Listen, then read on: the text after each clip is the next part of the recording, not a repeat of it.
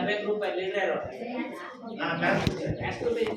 Group ಮಾಡಿದಿಲ್ಲ ಬೇರೆ ಯಾರು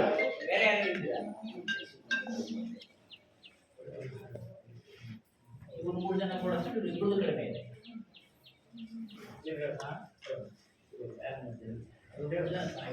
ನಿಮ್ ಸಮಸ್ಯೆ ಏನು ಹೇಳಪ್ಪ? ಚೆನ್ನಾಗಿ ಹೇಳ್ತಾರಲ್ಲ, ಏನ್ ಓದಕ್ಕೆ ಏನು ಸಮಸ್ಯೆ ಇದೆ? ಓದಕ್ಕೆ ಸಮಸ್ಯೆ ಏನಾಗಿದೆಯಾ? ಓದ್ತೀರಾ ಏನು ಈಗ ಹೇಳ್ತಿದ್ದೀರಾ? ಟೀಚರ್ಸ್ ಬಂದು ನಿಮ್ಮ ಹತ್ರ ಹೇಳಿದಾಗ ನೀವು ಹೇಳೋದಿಲ್ಲ, ಹೇಳ್ತೀರಾ?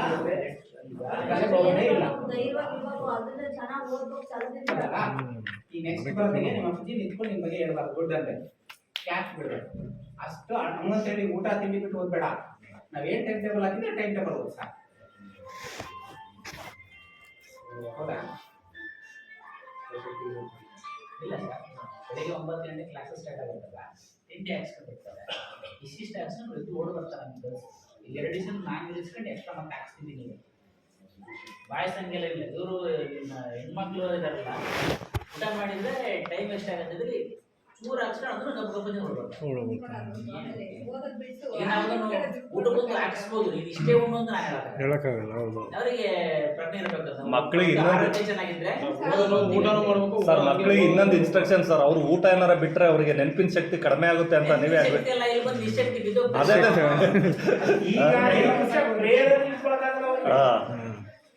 ನೀವೆಲ್ಲ ಅರ್ಥ ಮಾಡ್ಕೋಬೇಕು ಸ್ಟೂಡೆಂಟ್ಗಳೆಲ್ಲ. ಎಕ್ಸಾಂಪಲ್ ತರಕಾರಿ ತಿನ್ನಲ್ಲ, ಅಪ್ಪಾಜಿ ಹೆಚ್ಚು ಕಮ್ಮಿ ಒಂದು 23,000 ರೂಪಾಯಿ ಖರ್ಚು ಮಾಡಿರ್ಬೋದು. ಒಂದು ಟೇಬಲ್ ಅರ್ಜೆಂಟ್ ಆಗಿದ್ದಾರೆ ಈ ವರ್ಷ. ಊಟ ಮಾಡಿ ಮುಂದೆ ನಾನು ಅದಕ್ಕೆ ನಾನು ಮುಂದೆ ಕೂರ್ಸ್ಕೊಂಡು ಬಿಡ್ತೀನಿ. ಉಳ್ಳೊಬ್ಳು ನಿರೀಕ್ಷಿಸ್ಬಿಡೋದು, ನೀವಿಬ್ರು ನಾನು ಎಷ್ಟು ಹಾಕ್ಸ್ತೀನಿ ಅಷ್ಟು ಉಂಡೆ ತಗೋಬೇಕು. ಇಂಥ ಒಳ್ಳೆ ಟೀಚರ್ಸ್ ನೀವು ಎಷ್ಟು ಚೆನ್ನಾಗಿ ತೆಗಿಬೋದು. ಸ್ವಂತ ಮಕ್ಕಳು ಥರ ನೋಡ್ಕೊಂತಾರೆ. ಓದ್ತೀರಿ ನೆಕ್ಸ್ಟ್? ನಿಮ್ಮ ಅಪ್ಪಾಜಿಗಳು ಭರವಸೆ ಕೊಡು, ಓದ್ತೀವಿ ಅಂತ ಹೇಳಲ್ಲ. ತಂದೆ ತಾಯಿಗಳನ್ನು ಕೇಳಿದ್ರು ಒಳ್ಳೆ ಮಾರ್ಕ್ಸ್ ಬೇಕು ಕೇಳಿದ್ರು ಅಂತ ಹೇಳಲ್ಲ. ನೆಕ್ಸ್ಟ್ ಖುಷಿಯಾದ ಸ್ಥಳದಲ್ಲಿ ಓದ್ತೀವಿ ಹೇಳಮ್ಮ, ಆಗ್ರಾಗಿಲ್ಲ ಓದ್ತೀನಿ ಅಂತ ಹೇಳು ಅಷ್ಟೇ, ಇನ್ನೇನಿಲ್ಲ.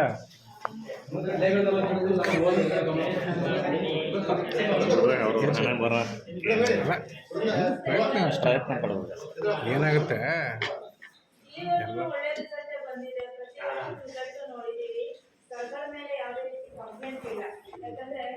ಸರಿ ತಪ್ಪು ವ್ಯಾಲ್ಯೂಯೇಷನ್ ಏನ್ ಮಾಡಲ್ಲ. ಇವ್ರು ನಮ್ಮ ಮಕ್ಕಳು ಪಾಸ್ ಮಾಡೋಣ ಬಿಡಪ್ಪ, ಅರ್ಧ ಮಾರ್ಕ್ಸ್ ಹೆಚ್ಚಿಗೆ ಕೊಡೋಣ ಅಂತ ಹೇಳಿದ್ರೆ ಅವನದೇ ತಪ್ಪು. ಅಂದ್ರೆ ಹ್ಯಾಂಡ್ ರೈಟಿಂಗ್ ಬಹಳ ತಪ್ಪಿದೆ, ಓದೋದ್ರ ಕಡೆ ಗಮನ ಕಡಿಮೆ. ನಾವು ಸಿಂಗಲ್ ಪೇರೆಂಟು, ನೀವು ಹೇಳಿದಂಗೆ ಸರ್ 15 ದಿವಸಕ್ಕೆ ಒಂದ್ಸರಿ ಬರೋಕ್ಕಾಗಲಿಲ್ಲ ಅಂದ್ರೆ ತಿಂಗಳಿಗೆ ಒಂದ್ಸರಿ ಈ ವರ್ಷದಾಗ ನಾನು ರೊಟೇಟ್ ಮಾಡ್ಕೊಂತೀನಿ. ಗಾರ್ಮೆಂಟ್ಸ್ ಕೆಲಸದಲ್ಲಿ ಇಲ್ಲಿರೋ ಪೇರೆಂಟ್ಸ್ಗಳಿಗೆ ಗೊತ್ತಿರ್ಬೋದು, ರಜೆ ಸಿಗಲ್ಲ, ಪರ್ಮಿಷನ್ ಇರಲ್ಲ. ಈ ವರ್ಷದಾಗ ನಾನು ರೊಟೇಟ್ ಮಾಡ್ಕೊಂತೀನಿ. ಅವನಿಗೆ ಹೇಳೋದೇನು ಅಂದ್ರೆ ಹ್ಯಾಂಡ್ ರೈಟಿಂಗ್ ಇಂಪ್ರೂವ್ ಆಗಬೇಕು, ಓದೋದ್ರ ಕಡೆ ಗಮನ ಕೊಡಬೇಕು. ಏನಪ್ಪ ಕಷ್ಟಪಡ್ತಾರಲ್ಲ, ಅಮ್ಮ ಕಷ್ಟಪಡ್ತಾರಲ್ಲ,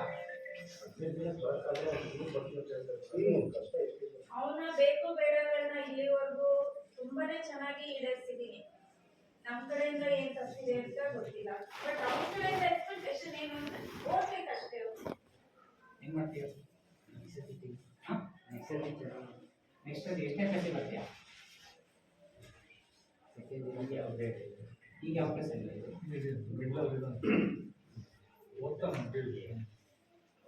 ಯಾವುದರಲ್ಲೂ ಔಟ್ ಆಫ್ ಹೋಗಿಲ್ಲ ಸರ್, ತುಂಬಾನೇ ಕಡಿಮೆ ಇದೆ. ಅವನ ಕ್ವಶನ್ ಆನ್ಸರ್ ಬರ್ತಿರಲ್ಲ. ಆಯ್ತಾ? ಅವ್ರ ಖುಷಿ ಏನು ಟಾಪ್ 5 ಟಾಪ್ 3 ಒಳಗೆ ಬರಲ್ಲ. ಸಿ ಗ್ರೇಡ್ ಇಂದ A+ ಅಲ್ಲಿ ನಿರೀಕ್ಷೆ ಮಾಡಲ್ಲ, ಅಟ್ಲೀಸ್ಟ್ A, B+ ಅಲ್ಲಿ ಆದ್ರೂ ಬೇಕು. ಆ ಪ್ರಯತ್ನಕ್ಕೆ ನೀನು ಓದಿ ಒಳ್ಳೆ ರಿಸಲ್ಟ್ ತರಲೇಬೇಕು. ಲಾಸ್ಟ್ ಇಯರ್ ಮೇಡಮ್ ಗರ್ಲ್ಸ್ ಮತ್ತು ಬಾಯ್ಸ್ ಗರ್ಲ್ಸ್ ಎಲ್ಲ ತುಂಬ ಚೆನ್ನಾಗಿ ಗೊತ್ತಿಲ್ಲ. ಇಬ್ರು ಮೂವರು ಹೆಣ್ಮಕ್ಳು ಮಾತ್ರ ಗಂಡು ಮಕ್ಕಳಲ್ಲಿ ಇಬ್ಬರೇ ಟಾಪ್. ಒಂದು ಖುಷಾಲೆ ನಮ್ಮ ಬದಲ ಅವ್ರು ಯಾರು ಚಾಲೆಂಜ್ ತಗೊಂಡ್ರೆ ಮೇಡಮ್ ಲಾಸ್ಟ್ ಎಕ್ಸಾಮ್ ಅಲ್ಲಿ ಅವರೇ ನಾವು ಗರ್ಲ್ಸಿಗೂ ಬಾಯ್ಸಿಗೂ ಯಾವತ್ತೂ ಗಂಡು ಮಕ್ಕಳು ಓದಲ್ಲ ಇಬ್ರೊಬ್ರು ಅನ್ಕೊಂತ ಫೋಕಸ್ ಮಾಡ್ಕೊಂತ ಬಂದ್ವಿ. ಹೆಣ್ಮಕ್ಳಿಗೆ ನಾವು ಜಾಸ್ತಿ ಭಾಳ ಚೆನ್ನಾಗಿ ಓದ್ತಾರೆ ಅಂತ ಅನ್ಕೊಂಡು ಲಾಸ್ಟಿಗೆ ಆನ್ಯುವಲ್ ರಿಸಲ್ಟ್ ಅಲ್ಲಿ ಅವರೇ ತಗೊಂಡಾಗ ಹೆಣ್ಣು ಮಕ್ಕಳು ರಿಸಲ್ಟ್ಗಿಂತ ಗಂಡು ಮಕ್ಕಳು ರಿಸಲ್ಟ್ 3% ಜಾಸ್ತಿ ಆಯ್ತು.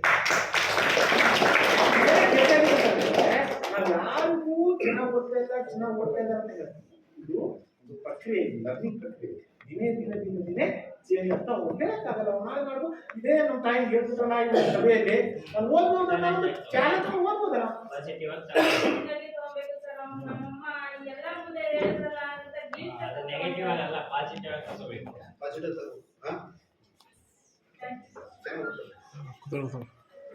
ಸರ್ ಹೇಳಿದರು ಹೆಣ್ಮಕ್ಳು ಪರ್ಸೆಂಟೇಜು ನಾವು ಭಾಳ ಎಕ್ಸ್ಪೆಕ್ಟ್ ಮಾಡಿದ್ವಿ, ಅದಕ್ಕಿಂತ ಕಡಿಮೆ ಆಯಿತು ಅಂತಂದೇಳಿ. ಸೊ ಈ ಸಲ ನಮ್ಮ ಹೆಣ್ಮಕ್ಳು ಪೇರೆಂಟ್ಸ್ ಸ್ವಲ್ಪ ಅವ್ರು ಕೂಡ ಸ್ವಲ್ಪ ಕಿವಿ ಮಾತು ಹೇಳ್ಬೇಕು. ಅವ್ರು ಏನು ಮಾಡ್ತಾ ಇದ್ದಾರೆ, ಮತ್ತು ರೂಮಲ್ಲಿ ಏನು ಮಾತಾಡ್ತಾ ಇದ್ದಾರೆ, ಅನಗತ್ಯ ವಿಚಾರಗಳನ್ನ ಯಾವ್ಯಾವ ಮಾತಾಡ್ತಾರೆ. ಅವ್ರು ನಮ್ಮ ಹತ್ರ ಬರೋಕ್ಕೆ ನಿಮ್ಮ ಹತ್ರ ಮಾತಾಡ್ತಾರೆ. ಅವ್ರು ನಾ ಹೇಳಿದ್ರು ಆ ಕಡೆ ಅವರಿಗೆ ಬೇರೆ ಬೇರೆ ವಿಚಾರ ನಾ ಹೇಳೋದಕ್ಕಿಂತ ಮೊದಲೇ ನೀವು ಪೇರೆಂಟ್ಸ್ ಹತ್ರ ಮಸ್ಟ್ ಅಂಡ್ ಶುಡ್ ಆಗಿ ಹೇಳಬೇಕು. ನೆಕ್ಸ್ಟು ನೀವು ಪೇರೆಂಟ್ಸ್ ಮೀಟಿಂಗ್ ಬಂದಾಗ ಸರ್ ಈ ಮಾತನ್ನ ನಮ್ಮ ಹತ್ರ ಓಪನ್ ಆಗಿ ಮಾತನಾಡಬಾರ್ದು ಅಂತಂದೇಳಿ ಅವ್ರಿಗೆ ಹೇಳಿದ್ದೆ. ದಯಮಾಡಿ ನಮ್ಮ ಹೆಣ್ಮಕ್ಳು ಪೇರೆಂಟ್ಸ್, ವಿದ್ಯಾರ್ಥಿನಿಯರ ಪೇರೆಂಟ್ಸ್ ಏನು ಮಾತಾಡ್ತೀರಿ, ಯಾಕೆ ಸರ್ ಈ ಮಾತಾದ್ರಲ್ಲ ಅಂತ ಸ್ವಲ್ಪ ಕೇಳಿ ಅವ್ರು ನಿಮಗೆ ಹೇಳ್ತಾರೆ. ಸೊ ಅದು ನೆಕ್ಸ್ಟ್ ಮತ್ತೆ ಮರುಕಳಿಸ್ಬಾರ್ದು. ಯಾವುದೇ ರೀತಿ ಇರ್ತಕ್ಕಂಥ ನಮಗೆ ಪರ್ಸೆಂಟೇಜಲ್ಲಿ ರೈಸ್ ಆಗ್ತಾ ಹೋಗುದು. ನಮ್ಮ ಆಲೋಚನೆ ಸ್ವಲ್ಪ ಅನಗತ್ಯ ವಿಚಾರಗಳು ಸ್ವಲ್ಪ ಕಡಿಮೆ ಆಗ್ತಾ ಹೋದಾಗ ನಾವು ಸರಿ ಹೇಳಿದಾಗೆ ಪಾಸಿಟಿವ್ ರಿಸಲ್ಟ್ ನಮಗೆ ಬರಲಿಕ್ಕೆ ಸಾಧ್ಯತೆ ಆಗ್ತಾ ಹೋಗ್ತದೆ. ಅದನ್ನು ಸ್ವಲ್ಪ ಪೇರೆಂಟ್ ಮುತುವರ್ಜಿ ವಹಿಸ್ಬೇಕಂತ ಕೇಳ್ಕೊಳ್ತೇವೆ. ಮಾಹಿತಿ ಬರ್ತಾ ಇದೆ. ಸ್ವಲ್ಪ ಹೆಣ್ಮಕ್ಳಲ್ಲಿ ಅನಗತ್ಯ ವಿಚಾರಗಳು ಬರ್ತಾ ಇದೆ. ಸೊ ನಮ್ಮ ಮುಂದೆ ಹೇಳಲ್ಲ, ನಿಮ್ಮ ಮುಂದೆ ನಿಮ್ಮ ಹೆಣ್ಮಕ್ಳು ಅಬ್ಸರ್ವ್ ಮಾಡ್ಬೋದು, ಹೇಳ್ಬೋದು. ಸ್ವಲ್ಪ ಅವ್ರನ್ನ ಇದು ಮಾಡ್ಬೋದು.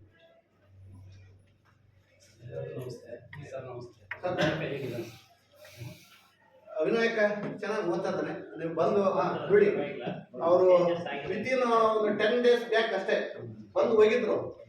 ಪರ್ಸೆಂಟೇಜ್ ಕಡಿಮೆ ಇತ್ತು, ಅವಾಗ ಓದ್ತಾನೆ ಇರ್ತದೆ, ಏನಿಲ್ಲ. ಆ ಸ್ಟಾಫ್ ರೂಮಲ್ಲಿ ನಿಂತ್ಕೊಂಡು 4 ಮಾರ್ಕ್ಸಿದ್ರು ಅವರಿಗೆ. ಸೊ ಈಗ ಅವ್ರು 2020 ಒಂದು 3 ಸಬ್ಜೆಕ್ಟ್ 2020 ಔಟ್ ಆಫ್ ಔಟ್ ಮಾಡಿರ್ತಾನೆ. ಅದು ಖುಷಿ ಆಗ್ತದೆ. ಈಗಲೂ ಸ್ವಲ್ಪ ಚೆನ್ನಾಗಿ ಬರ್ತದೆ, ಸ್ವಲ್ಪ ಇಂಟ್ರೆಸ್ಟ್ ಇಲ್ಲ. ಆದ್ರೆ ನೀವು ಬರ್ತಾ ಇದ್ದಾಗ ಏನಾಗುತ್ತೆ, ಆಟೋಮೆಟಿಕ್ ಇಂಪ್ರೂವ್ಮೆಂಟ್ ಆಗುತ್ತೆ. ಸರಿಯಾಗಿ ಬಾರಿಸಿ ಸರ್, ಸಿಕ್ಕರೆ ಸರ್ ಸರಿ ಹೊಡಿರಿ. ಸಿಕ್ಕಾಗ ಪ್ರತಿಯೊಂದು ವಿಷಯಕ್ಕೂ ಮೆತ್ತಗೆ ಮಾಡಿ ಸರ್. ಪನಿಷ್ಮೆಂಟೇ ಇಲ್ಲ. ಪನಿಷ್ಮೆಂಟ್ ಇಲ್ಲ ಅಂದರೆ ಮಾತು ಕೇಳಲ್ಲ ಸರ್. ಪನಿಷ್ಮೆಂಟ್ ಇಲ್ಲ ಅಂದರೆ ಮರ್ತೋಗುತ್ತೆ. ಏನಾರ ತಪ್ಪು ಮಾಡಿದ್ರೆ ಎಕ್ಸ್ಕ್ಯೂಸ್ ಮಾಡ್ಬಿಟ್ರೆ ತಪ್ಪು ಮಾಡಿದ್ದನ್ನ ಮರ್ತೋಗ್ಬಿಡುತ್ತೆ. ಪನಿಷ್ಮೆಂಟ್ ಸರಿ ನಾವು ಹೊಡೆಯಲ್ಲ. ಪನಿಷ್ಮೆಂಟ್ ಯಾವ ಥರನಾದ್ರೂ ಬಿಡಿ ಸರ್. ಒಬ್ಬರು ಒನ್ ಟೈಮ್ ಬರೆಯೋದನ್ನ 3 ಟೈಮ್ ಬರೆಯೋದು, ಅದೇ ಪನಿಷ್ಮೆಂಟ್. ಹೊಡೆದ್ರೆ ದೊಡ್ಡದಲ್ಲ. 1 ಟೈಮ್ ಬರೆಯೋದನ್ನ 3 ಟೈಮ್ ಕೊಡ್ತೀವಿ, ಅದೇ ಪನಿಷ್ಮೆಂಟ್. ಒಂದು ವರ್ಷ ಹೊಡೆದ್ರೆ ಇಷ್ಟೇ ಹೊಡೆದ್ರೆ ಅಷ್ಟೇ. ಅದೇ ಒಬ್ಬರು ಒನ್ ಟೈಮ್ ಬರೆಯೋದನ್ನ 3 ಟೈಮ್ ಕೊಡ್ತೀವಿ. ಸಾಧ್ಯವೇ ಇಲ್ಲ ಸರ್. ಬರ್ತಾನೆ ಆಗಲ್ಲ ಅವರಿಗೆ. ನಾವು ತಪ್ಪು ಮಾಡಿದ್ದೀವಿ, ಅದಕ್ಕೆ ಏನಾದ್ರು ಒಂದು ಸಣ್ಣಕ್ಕಾದ್ರೂ ಸಿಕ್ಕರೆ ಮಾತ್ರ ಅರ್ಥ ಆಗುತ್ತೆ, ಇಲ್ಲ ಅಂದ್ರೆ ಅರ್ಥವೇ ಆಗಲ್ಲ. ಬೈದ್ರ ಸುಮ್ಮನೆ ಆಗ್ತಾರೆ ಬಿಡು ಅಂತ. ಒಬ್ಬ ತಪ್ಪು ಮಾಡಿದಾನೆ ಅಂದ್ರೆ ಆ ಬ್ಯಾಚಿಗೆ ಶಿಕ್ಷೆ ಕೊಡ್ಬೇಕು. ಅವಾಗ ಒಬ್ಬ ತಪ್ಪು ತಪ್ಪು ಮಾಡಿಬಿಟ್ಟು ನನ್ನ ಮೊಮ್ಮಗ ತಪ್ಪು ಮಾಡ್ದ ಸರ್, ಪರವಾಗಿಲ್ಲ ಬಿಡಿ ಸರ್ ಅಂದ್ರೆ ಅವ್ನು ಇನ್ನೂ ಮೇಲೆ ಹೋಗ್ಬಿಡ್ತಾನೆ. ನನ್ನ ಮಗ ತಪ್ಪು ಮಾಡಿದ್ನ 4 ಬಾರಿಸಿ ಸರ್ ಅಂದ್ರೆ ಅವನಿಗೆ ಭಯ ಹುಟ್ಟುತ್ತೆ. ನಾನು ತಪ್ಪು ಮಾಡಿದ್ರೆ ನಾನು ಬಾರಿಸ್ತಾರೆ, ಬೈತಾರೆ, ಹೊಡಿತಾರೆ ಅನ್ನೋ ಭಯ ಇರುತ್ತೆ. ನಮ್ಮ ಅಪ್ಪಾಜಿ ಆಯ್ತು, ನಮ್ಮ ಅಜ್ಜ ಬರಲ್ಲ ನನ್ನ ಪರವಾಗಿ ಅಂತ ಅವನು ಭಯ ಬೀಳ್ತಾನೆ. ನಾನು ಇರಲಿ ಸರ್ ಪರವಾಗಿಲ್ಲ ಅಂದರೆ ಅವನು ಇನ್ನು ಮೇಲೆ ಹೋಗ್ತಾನೆ. ನೀವೇ ಮಕ್ಕಳೇ ನಮ್ಮ ಮಕ್ಕಳು ಸರ್ ಯಾಕಂತ ಹೊಡಿತಿಲ್ಲ ಸರ್, ನೀವು ಹೊಡೆದಿಲ್ಲ ಅಂದ್ರೆ ನಮ್ಗೆ ಹೊಡಕ್ಕೆ ಬಿಡ್ಬಾರ್ದು ಸರ್. ಹೊಡೀರಿ ಸರ್ ಹಂಗಾರೆ ಮಾತಾಡಿ. ಹೌದು ಹೊಡೆಯಕ್ಕೆ ಬಿಡ್ಬಂದಿಲ್ಲ ಏನೋ ನಾನು ಹೊಡೆಯೋದೇನು ಟೈಮ್ ಐತಿಲ್ಲ. ಈಗ ನೀವು ಸ್ವಲ್ಪ ಚೇಂಜ್ ಆಗಿದೆ ಸರ್. ಮುಂದಾನೆ ಹೇಳ್ತಾರೆ ಹೊಡಿಲ್ಲ ಸರ್, ಹೊಡಿಲ್ಲ ಸರ್, ಯಾಕಂದ್ರೆ ಜಾಸ್ತಿ ಮಾರ್ಕ್ಸ್ ಬರ್ತೀನಿ ಸರ್ ಥ್ಯಾಂಕ್ಸ್. ಮತ್ತೆ ಸೋಷಿಯಲ್, ಮ್ಯಾಥ್ಸ್, ಸೈನ್ಸ್ ಅದಕ್ಕೆ ಅವನಿಗೆ ಕೇಳ್ತೀನಿ ಪ್ರಶ್ನೆ. ಆಕ್ಚುಲಿ ಸೋಷಿಯಲಲ್ಲಿ ಮೇಡ ಇವ್ರು ತುಂಬಾ ಟಾಪರ್. ಸೋಷಿಯಲಿ ತುಂಬಾ ಟಾಪರ್. ಯಾಕೆ ಗೊತ್ತಿಲ್ಲ, ಅವ್ನು ವೀಕ್ ಆಗಿದ್ದಾನೆ. ಅದು ಅವನಿಗೆ ಮತ್ತೆ ಹ್ಯಾಂಡ್ ರೈಟಿಂಗ್ ನೋಡಿದ್ರೆ ಕಾಗೆ ಕಾಲು ಬಿದ್ದಿರುತ್ತೆ. 3 ಗಂಟೆ ಎಕ್ಸಾಮ್ ಇರೋದಲ್ಲ, 1 ಗಂಟೆ ಎಕ್ಸಾಮ್ ಕೊಟ್ಟು ಹಂಗೆ ಹ್ಯಾಂಡ್ ರೈಟಿಂಗ್ ಒಂದು ಸ್ವಲ್ಪ ಪರವಾಗಿಲ್ಲ. ಇದು ಬರೆಯಕ್ಕೆ ಕೊಡಿ ಸ್ವಲ್ಪ. ಯಾಕೆ ಮಾಡ್ಕೊಳ್ತೀನಿ ಅಂತ ಹೇಳಲ್ಲ. ನೆಕ್ಸ್ಟ್ ಟೆಸ್ಟಲ್ಲಿ ತೋರಿಸ್ಬೇಕು, ಅದನ್ನ ಪೇಪರಲ್ಲಿ ತೋರಿಸ್ಬೇಕು, ಬಾಯಲ್ಲ ನೋಡ್ತಾರೆ. ನೆಕ್ಸ್ಟ್ ಈಗ ಅಲ್ಲೇ ಇದೆಯಾ ಸರಿ ಚೆನ್ನಾಗಿ ಓದ್ತಾನೆ ಸರ್. ಇಲ್ಲ ಕ್ಲಿಯರ್ ಕಂಪ್ಲೀಟ್ ಮಾಡ್ತೀವಿ. ಈಗ ಈಗ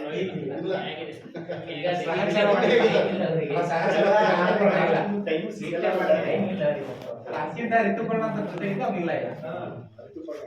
ಅವ್ನಿಗಿಲ್ಲ ಅವಾಗ ಸಹಚಾರ ಇಲ್ಲ ಮಾಡೋದು. ಸ್ವಲ್ಪ ಹ್ಯಾಂಡ್ ರೈಟಿಂಗ್ ಜಾಸ್ತಿ ಕೊಡ್ರಿ ಸರ್ ಅವರಿಗೆ.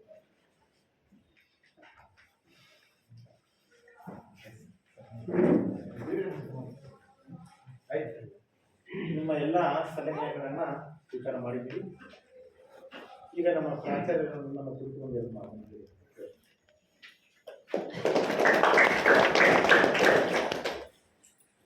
ಆತ್ಮೀಯ ಪೋಷಕರೇ ಹಾಗೂ ವೇದಿಕೆಯನ್ನೆಲ್ಲ ಬಂದಿದ್ದಾರೆ ಹಾಗೂ ವಿದ್ಯಾರ್ಥಿಗಳೇ, ಈ ದಿನ ನಾವು 10ನೇ ತರಗತಿ ಮಕ್ಕಳ ಪೋಷಕರ ಸಭೆ ಶೈಕ್ಷಣಿಕ ಪ್ರಗತಿ ಅನ್ನ ಪರಿಚಯ ಮಾಡಲಿಕ್ಕೆ ಅಥವಾ ತಿಳ್ಕೊಳ್ಳಲಿಕ್ಕೆ ನಮ್ಮನ್ನು ಸಭೆಯನ್ನು ಕರೆದಿದ್ದು.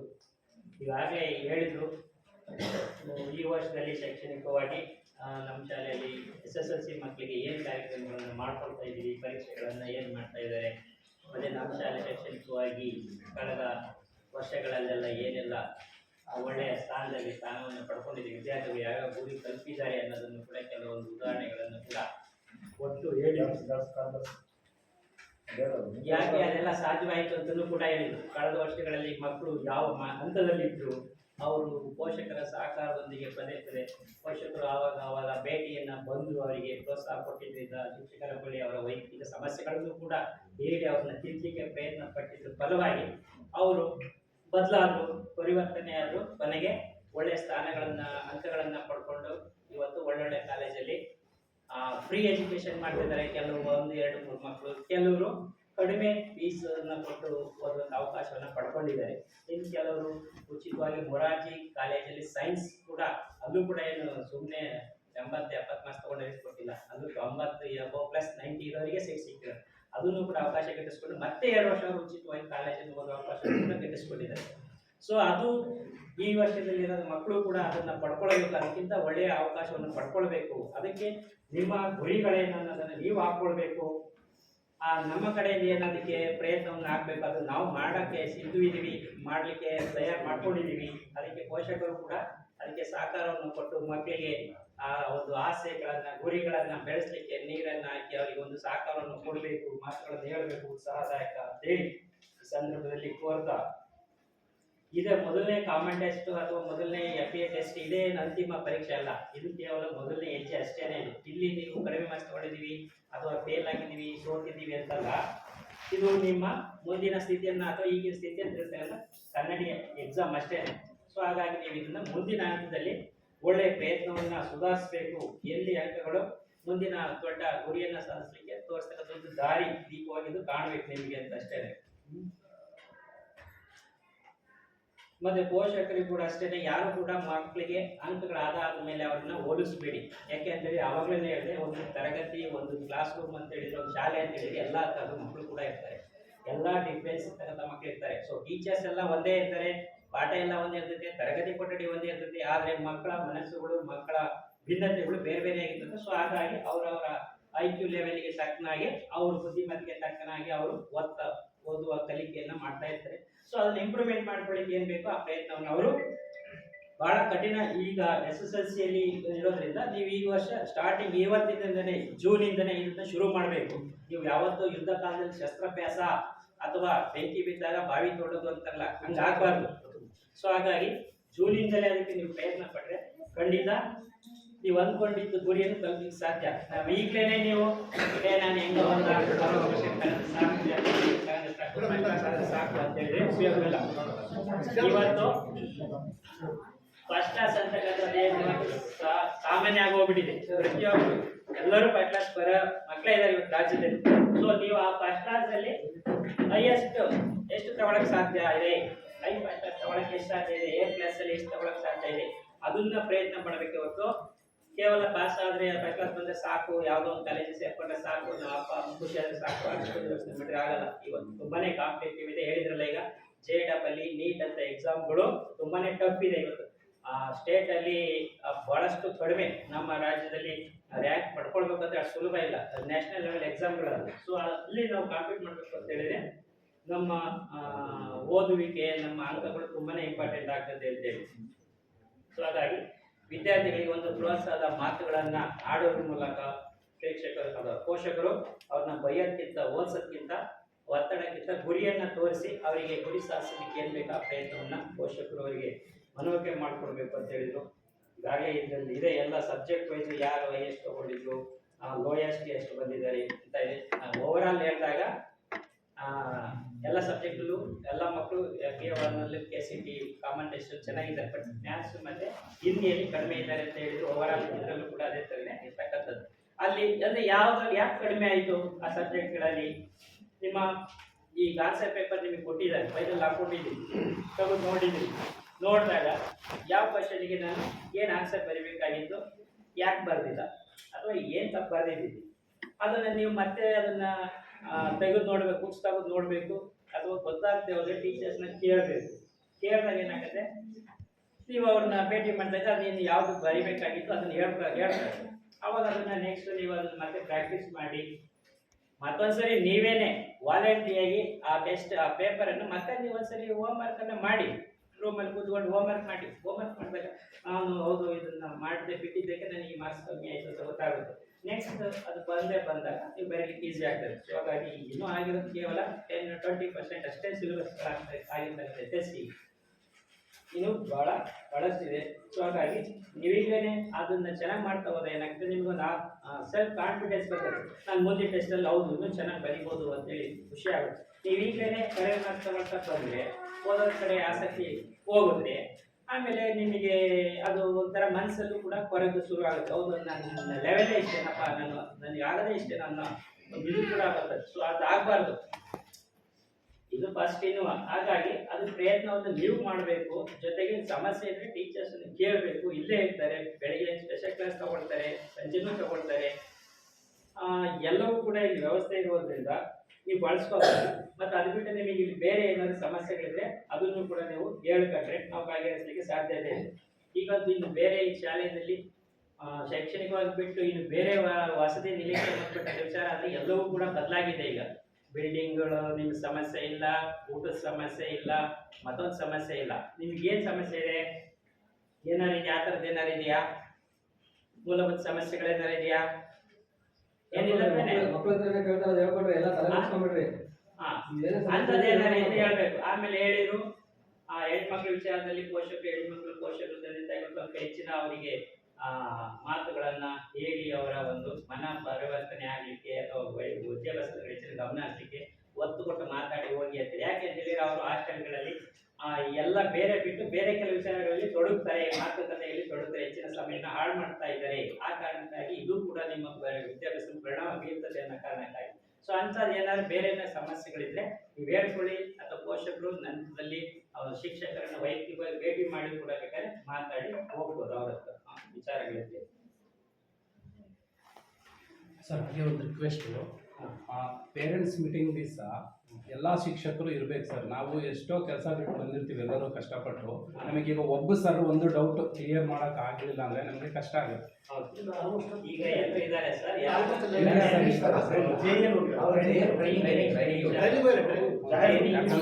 ಒಂದಿದ್ದೇ ಕಷ್ಟಪಟ್ಟು ಬಂದಿರ್ತೀವಿ ಕೆಲಸ ಬಿಟ್ಟು ಏನೋ ಸಮಸ್ಯೆ ಮಾಡಿಕೊಂಡು, ಅವತ್ತು ಆ ಪೇರೆಂಟ್ಸ್ ಒಬ್ಬ ಟೀಚರ್ಸ್ ಇಲ್ಲ ಅಂದರೆ ನಮ್ಗೆ ತುಂಬಾ ಸಮಸ್ಯೆ. ನಾವು ಈಗ ಆಕ್ಚುಲಿ 6ರಿಂದ 9ನೇ ತರಗತಿಯಲ್ಲಿ ಕೂತ್ಕೊಳ್ಳಿ.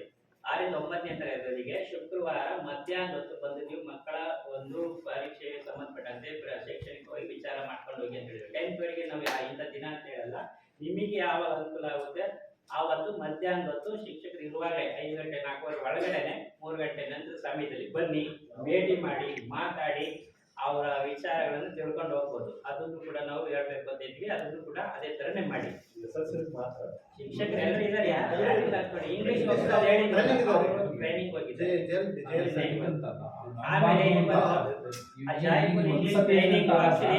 ಬ್ಯಾಚ್ ಇಂದ ಶುರುವಾಗಿರೋದು 5 ವರ್ಷದಿಂದ. ಆಕ್ಚುಲಿ ಇವತ್ತು ನನ್ನ ಮೀಟಿಂಗ್ ಅಲ್ಲಿ ಕೂಡ ಅದನ್ನ ಹೇಳಿದ್ರು, ನಾನು ಹೋಗಿದ್ದೆ. ಜಾಯ್ಫುಲ್ ಇಂಗ್ಲಿಷು ಇವ್ರ ಬ್ಯಾಚ್ ಇಂದ ಶುರುವಾಗಿರೋದು ಅಲ್ವಾ. ಇವ್ರು 6ನೇ ಕ್ಲಾಸ್ ಬಂದಾಗ ಶುರುವಾಗಿರೋದು. ಈ ವರ್ಷ ಇದು ಫೈನಲಿ 5 ವರ್ಷ ಆಯ್ತು. 5 ವರ್ಷ ಅಂತ ಹೇಳಿದ್ರೆ ಇವರು ಆ ಸಬ್ಜೆಕ್ಟ್ ಅಲ್ಲಿ ಅಥವಾ ಈ ಎಜುಕೇಶನ್ ಅಲ್ಲಿ ಹೈಯೆಸ್ಟ್ ರಿಸಲ್ಟ್ ಬರಬೇಕು ಅಂತ ಬಯಸಿದೆ ಸರ್ಕಾರ. ಯಾಕೆಂದ್ರೆ ಅಷ್ಟು ಖರ್ಚು ಮಾಡಿ ಆ ಕಾರ್ಯಕ್ರಮಗಳನ್ನು ಮಾಡಿ, ಟೀಚರ್ಸ್ ಟ್ರೈನಿಂಗ್ ಕೊಟ್ಟು, ನಿಮಗೆ ಹೇಳ್ಕೊಟ್ಟು, ಬುಕ್ಸ್ ಗಳನ್ನ ಕೊಟ್ಟು ಎಲ್ಲವನ್ನೂ ಕೂಡ ಮಾಡಿರುವಾಗ ನೀವು ಫಲಿತಾಂಶ ಎಲ್ಲಿರ್ಬೇಕು? ಸರ್ಕಾರ ಏನ್ ಕೇಳುತ್ತೆ ನಿಮ್ಮಿಂದ ಇಷ್ಟೆಲ್ಲ ಖರ್ಚು ಮಾಡ್ತಾ ಇದೆ ಅಂದ್ರೆ ವಾಪಸ್ ಏನ್ ಕೊಡ್ಬೇಕು ಅಂತ ಕೇಳುತ್ತೆ? ಒಂದು ಒಳ್ಳೆಯ ಪರಿಸರವನ್ನು ಕೊಡಬೇಕು, ಒಳ್ಳೆಯ ಹೆಸರನ್ನ ಕೊಡಬೇಕು, ಶಾಲೆಗೆ, ಸರ್ಕಾರಕ್ಕೆ, ಸಮಾಜಕ್ಕೆ, ತಂದೆ ತಾಯಿಗಳಿಗೆ ಒಳ್ಳೆಯ ಹೆಸರನ್ನ ಕೊಡಬೇಕು ಅಂತ ಅಷ್ಟೇನೆ ವಾಪಸ್ ನಿಮ್ಮಿಂದ ಕೇಳ್ತಕ್ಕಂಥದ್ದು. ಅದು ನಿಮ್ಮಿಂದ ಪ್ರಯತ್ನ ಆಗ್ಬೇಕು. ಸೊ ಹಾಗಾಗಿ ಅದ್ರ ಕಡೆ ಹೆಚ್ಚಿನ ಗಮನ ಹರಿಸ್ಬೇಕು ಮಕ್ಕಳು ಅಂತಕ್ಕಂಥದ್ದು.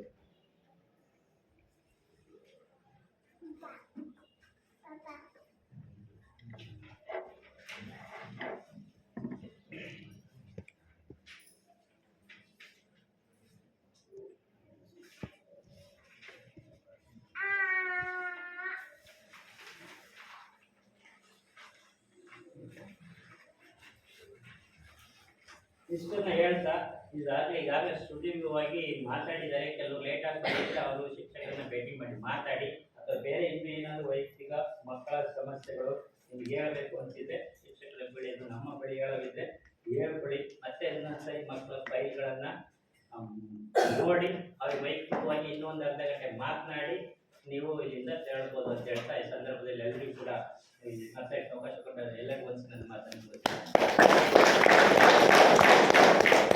ಪೋಷಕರು ಮತ್ತು ಶಿಕ್ಷಕರು ಇಬ್ಬರು ಸೇರಿದರೆ ಒಬ್ಬ ವಿದ್ಯಾರ್ಥಿಯ ಪರಿವರ್ತನೆಯನ್ನು ಮಾಡಬೇಕು ಅಂತ ಸಂದೇಶವನ್ನು ಕೊಟ್ಟಂತಹ ನಮ್ಮ ಶಾಲೆಯ ಪ್ರಾಚಾರ್ಯರಾದ ಗಣೇಶ್ ಅವರಿಗೆ ಅಭಿನಂದನೆಗಳು. ಸಂತೋಷ. 2026 ಮತ್ತು 2027ನ SSLC ವಿದ್ಯಾರ್ಥಿಗಳ ಮೊದಲ ಪೋಷಕರ ಸಭೆಯಲ್ಲಿ ನಾವು ಕರೀತೀವಿ. ಇದೇ ರೀತಿ ಈ ವರ್ಷ ಪೂರ್ತಿ ಪ್ರತಿ ಎಕ್ಸಾಮ್ಗೂ ಕರೀತೀವಿ.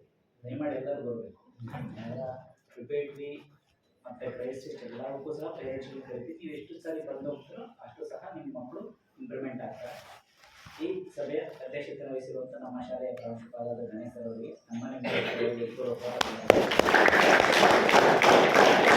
ಹಾಗೆ ನಮ್ಮ ಎಲ್ಲ ಶಿಕ್ಷಕರ ಮಿತ್ರರು ಸಹ ಈ ಸಭೆಗೆ ಹಾಜರಾಗಿದ್ದಾರೆ. ಅವರು ಸಹ ಮತ್ತೆ ನಮ್ಮ ಕರೆಗೆ ಹೋಗಬೇಕು, ನಿಮ್ಮ ಕೆಲಸಗಳನ್ನೆಲ್ಲ ಬದಿಗಿಟ್ಟು ನಿಮ್ಮ ಮಕ್ಕಳ ಪ್ರಗತಿಯನ್ನು ಪರಿಶೀಲಿಸಿಕೋಸ್ಕರ ಪೋಷಕರು ಸಹ ಆಗಮಿಸಿದ್ದೀರಿ. ಅವ್ರಿಗೂ ಸಹ ಹೃತ್ಪೂರ್ವಕವಾದ ವಂದನೆಗಳನ್ನು ವಿದ್ಯಾರ್ಥಿಗಳಿಗೂ ಸಹ ವಂದನೆಗಳನ್ನು ಸಲ್ಲಿಸುತ್ತಾ ಬಂದಿರುವಂಥ ಪೇರೆಂಟ್ಸ್ ಯಾರೂ ಸಹ ಸರ್ ಬಂದಿದ್ದೀವಿ, ನಾಳೆ ಒಂದು ದಿವಸ ಮಕ್ಕಳು ಕರ್ಕೊಂಡು ಹೋಗ್ತಿದ್ದ ಕೇಳಿಬಿಡಿ ಅಂತ ಹೇಳ್ತಾ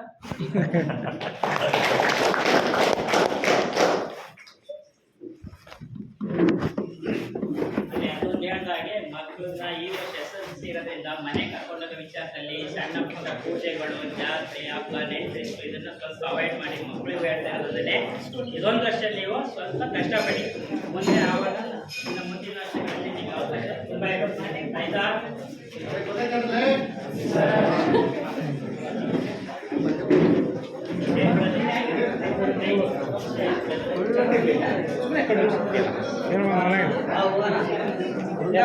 ಎಷ್ಟೇ ಖುಷಿ ಪಡಂಗಿಲ್ಲ ಅಲ್ಲ, ಮನೆಗೆ ಕರ್ಕೊಂಡು ಹೋಗೋದ ಬೇಡ.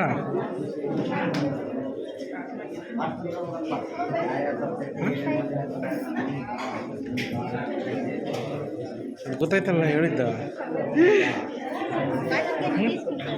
ನೋಡಿಲ್ಲ.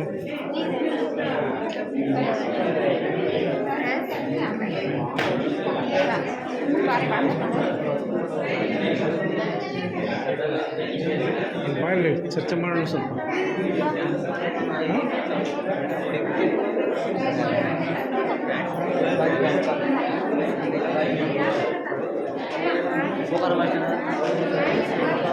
ಸರಿ, ಯಾರನ್ನ ಹುಡುಕ್ತಾ ಇದ್ದೀನಿ, ಹುಡುಗ ಮಟ್ಟ ಯಾರೋ ಇದ್ರು.